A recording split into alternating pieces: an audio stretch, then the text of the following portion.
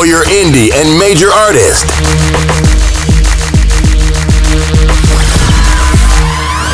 Real Talk 101 Radio. Talk and music radio. Indie artists, major artists, producers. On location interviews. Fashion and artistry concert series. Concerts, fashion shows, community. Real people, real talk, real issues. Check out The Fresh Friday Show. Real radio.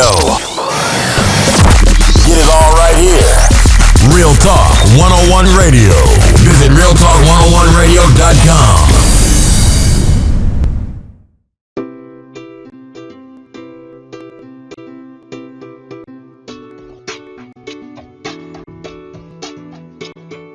Real Talk 101 Radio is the Birdman, another genius music artist, AzMarie. What's up? In the studio right now. Live interview, y'all. Here it comes. AzMarie, we got you in the studio right now. So, supermodel turned artist. Yes. Tell us a little bit about that. The supermodel has been modeling for, I don't know how many years, since I was 9. Music has always been a part of the supermodel, as I have a passion for dancing and music in general is the universal language that's understood by everyone around the world, so I've always been intertwined with it. And then, you know, I finally was given an outlet, just like the modeling, where it allowed me to express myself and create my brand within the music that was being introduced to me. And that was the model going artist. My focus dreams approaching the world is mine to grab. So I'm letting go, not holding on to anything we had. Attempting to understand, I hate I made you mad. But on the other hand, if it's what you want, you handle that. Okay. Did you start singing at a young age or rapping at a young age? I was always writing at a young age. Okay. I've always thought I've been a very good writer. Writer, actress, dancer, entertainer. Multifaceted. That's right. That's right. So, when you were writing at a young age, was it more so to express yourself? Kind of like the poetry? Was it spoken word? What was it? I think it was more expressing myself. I was always told if you write down how you feel, you can later look back and see where your mind was and see your growth over a period of time. Yeah. So as far as writing, it wasn't really musically inclined writing, but I'm sure if I would have taken it and put it to some tracks and instruments, it definitely could have been turned into a song. Come out dope. As they call it nowadays, a turn up. Turn, right. Turn. So you actually, moving forward with the modeling, you actually were on America's Top Model, Cycle 18. Yep, the British Invasion. That's right. Was an experience. It was definitely interesting with that quick section. 4 years before I did the show, I was traveling all over the country and I was sacrificing things, you know, cars and things to travel and to be seen and be heard from people all over. They were like, how can you get here? But they don't want to spend the money, you know, so to see how passionate you are about your career and where you're trying to go with it, I got into that and then did the show. And honestly, like, a lot of the credit for that, it went to shit. Yeah. And it is what it is. And people are like, oh, Tyra made you. And she didn't. No, she didn't. I did it for my name, AzMarie, to get out more than what it already was. Yeah. So that's a clarification right here. That's right. That's right. On camera. But, I mean, as far as it was a great experience. I wouldn't take it back. You know, I had the opportunity to learn a lot. Even getting kicked off on the 6th week. I'm a very headstrong, stubborn at times, business person. And the one thing I said was when I did the show is, although cameras are around, I'm still going to remain true to myself. I'm not going to turn up because I know millions of people are going to see this in 160 countries. So when I made the decision to say no, which was about not wearing a butt pad, especially coming from a woman who liked to express to her women that her model, you know, the women that modeled, be true to who you are. If somebody says you're not the right size, make it work with what you have, you know? So it kind of threw me off because you hear this stuff and then you get thrown in the situation and you're like, oh, but real? And then really it was, how well are you going to not overstep your master or outshine them or try to do something to someone who's trying to really teach you something. And I think it just, you know, that wall hit and she was like, nope. And then it was like downhill from there. As far as everything with me, and then I was right off the show. Gotta be you though. But I stayed true to myself. Yeah, all day you got to. So as a model, loving music now, what would you say your passion is? If you can pick the two, somebody said modeling or music. I would say music, but really my passion is becoming more of myself. Okay. And through becoming more of myself, I'm able to allow my music to evolve. I'm allowing myself to evolve as a model or as an actor. Because it really starts with yourself. Yes. Yeah, you got to really know, like, I had to learn who I was within my heights and my different successes on my journey. Because you get lost in that, especially when people tell you how you're supposed to be or what you would fit well doing. Yeah. So I would definitely say music is a passion because it's my greatest escape. A model is quiet. You don't get to speak. Yeah. You're just a mannequin. Yeah. So the mystery in people seeing my images, the music allows me to get them to know more. Got the visual and audio now. That's right. I like that. So, production deal, 2012, Genius Music Group. Been developing for this new EP we got coming up. Yeah, hip hop melodic poetry. That's right. Hip hop, not hip hop, hip hop melodic poetry. I've been working on it for 2 years now.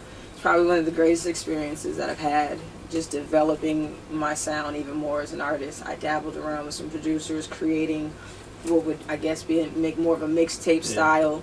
That's how Eli and Genius heard it, coming to do a writing gig. It was like, oh yeah, I do this too. Man, go ahead and play it. Boom. Okay, so what are you doing? Yeah. And it just kind of happened like that, and it feels like home here. It's definitely I'm learning a lot. You know what I mean?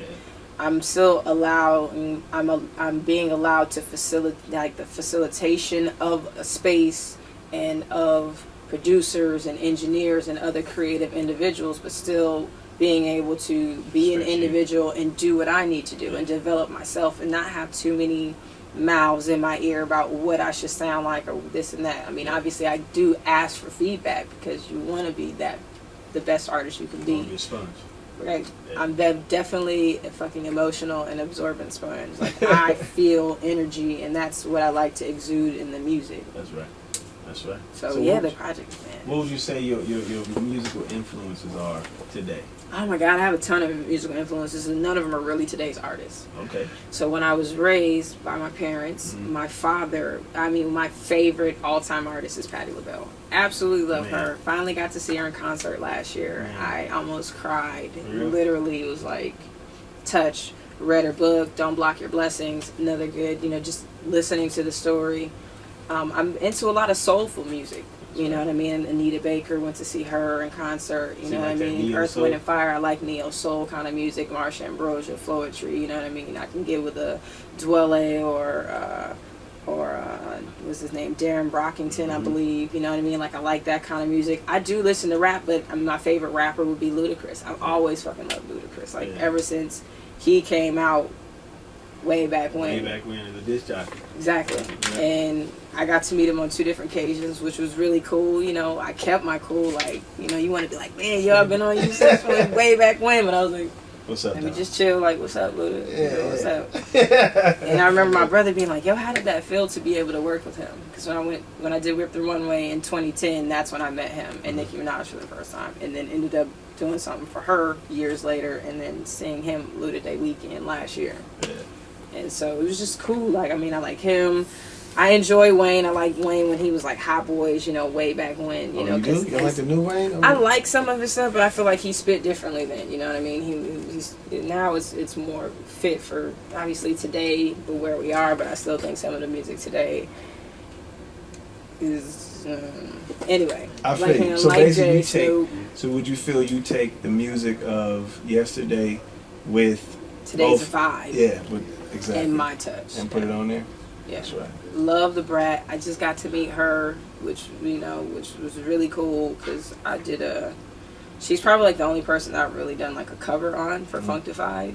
And YouTube? Huh? YouTube cover? I haven't put it up yet. No? You know what? I haven't, because I'm still like, as far as the business side of music, like I know when you do like people's songs, motherfuckers be wanting their money and shit like that, so I don't really like to touch on that. That's right. That's smart. And you got good somebody, you in good hands, put it that way. Yeah. So transitioning from the paper, just writing, to now putting it in that booth. How was that experience? Was it something that was surreal? Were you nervous? I was nervous for sure. Hell yeah. I would say definitely, even just working with, new people and being able to find that comfort, Yeah. you know, and be like, damn, like in the back of my head, I'm like, oh, well, they say it's hot, but are they saying that because, you know, I did this or they see me here? It's always been a question in mind, like, is things really genuine? Yeah.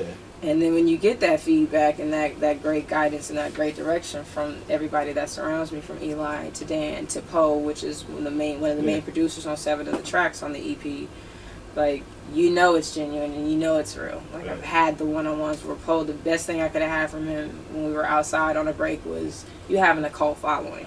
Yeah. You're transitioning over, people want more from you. So no matter what you do, whether you act, whether you do anything, music, they're going to gravitate to you and they're going to follow your stuff regardless. Yeah. And those people are going to tell people.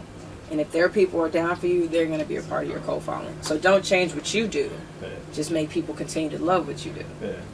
And I'm like, yo, that's some real ass shit. Let them know where they can follow you at. You can follow me on Twitter. I am as I am. That's I am AZIAM. On Instagram, it's I am AzMarie. Somebody stole my shit and I can't figure out how to get it on. So that's I am AzMarie on Instagram. And my website is AzMarieOfficial.com. Check that out. So when can we expect this EP to be dropping? August 31st. August 31st was the date that I chose for the EP to drop. I checked to see what other live artists already mainstream, you know, were dropping, and they were cool. I know Wiz was dropping something, Lord was dropping something, but they were like a week, I think this week actually. And a couple other artists, and then everything else was in September. So I felt, you know, like this is a really good time. My astrology told me that this was a really good time. Things have actually been picking up the past 5, very spiritual.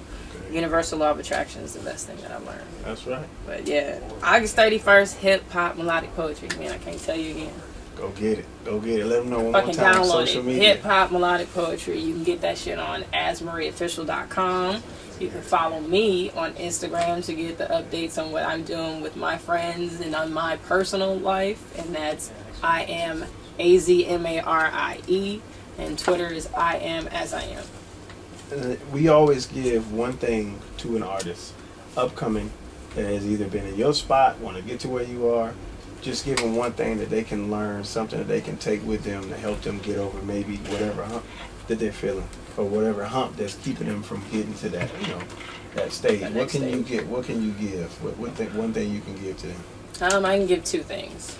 The first thing I would say is create habits to match your desires. That's like the biggest thing I've been learning, and it's one of my mottos. If you want something, you can't be doing things that contradict what you're trying to go out and get. However that you take it, whatever you got going on, you'll know it because you'll feel it.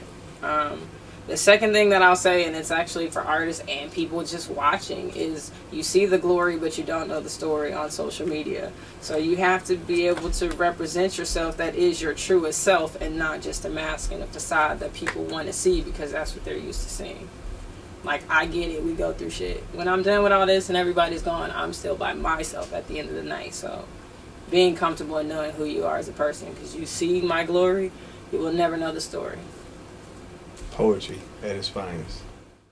New paths, starting new beginnings. These blank pages in my journal need filling. Exploring new territory, mind needs healing. Extracted Real Talk 101 Radio, AzMarie, y'all heard it.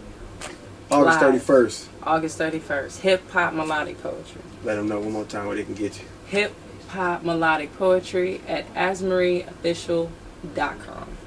We outro. Friday morning stretch on and feeling good. At least that's what I thought I was while you in my ear buzzing. Now we done out the deep blue sea with it. Free Willy, say you don't wanna be. And it's time that I leave. Grab my overnight bag with a couple more things. Can't forget my herb stash. How you coming at me early in the AM? We just woke up, smoked a blunt while you playing.